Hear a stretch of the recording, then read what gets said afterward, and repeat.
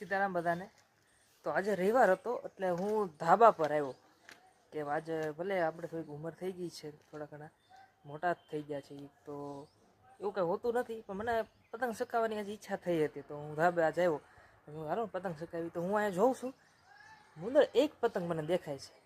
ટૂંકમાં પતંગ નથી ચગતા, ખીરની ખાલી 17 દિવસની જ વાર છે.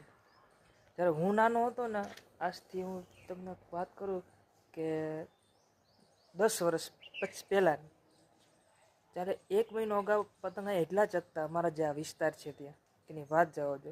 એમાંનો હું આવી ગયો 1 મહિનો અગાઉ હું પતંગ ટૂંકમાં ચગાવતો એટલા, લૂંટતો એટલા.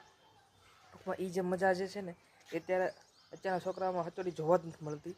તમે મારી જેવડા હશો તમને ખ્યાલ હશે, તમે જે રીતે પતંગ ચગાવતા હશો, જે રીતે લૂંટતા હશો, એ કંઈક અલગ જ મજા હતી. પણ આજે મને બહુ એમ થયું કે સાલું ગજબ કહેવાય, એમ કે 17 દિવસની જ વાર છે હજી ખીયરની, અને સારા પતંગ નથી ચગતા. રવિવાર છે એટલે તોય વિચાર કરો તમે કે થોડું ઘણું થયું આપણને, પણ કાંઈ વાંધો નહીં, ખીર જ ચગાવશું. આજે ઈચ્છા હતી પણ હવે વિચારોને માંડી વળશું કે ચગાવશું નહીં.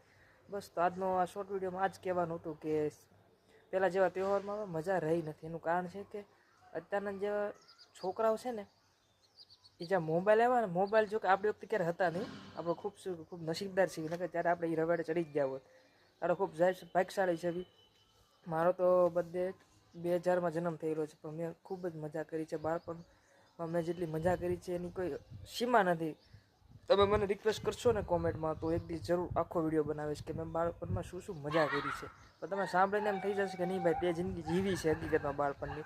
એટલે હકીકતમાં ચાલો વિડીયોને બહુ ઝાઝો નહીં લંબાવ્યો, કારણ કે શોર્ટ વિડીયો છે. તો મેળવી નેક્સ્ટ વિડીયોમાં. શેર લાઈક કરતા રહેજો. સીતારામ.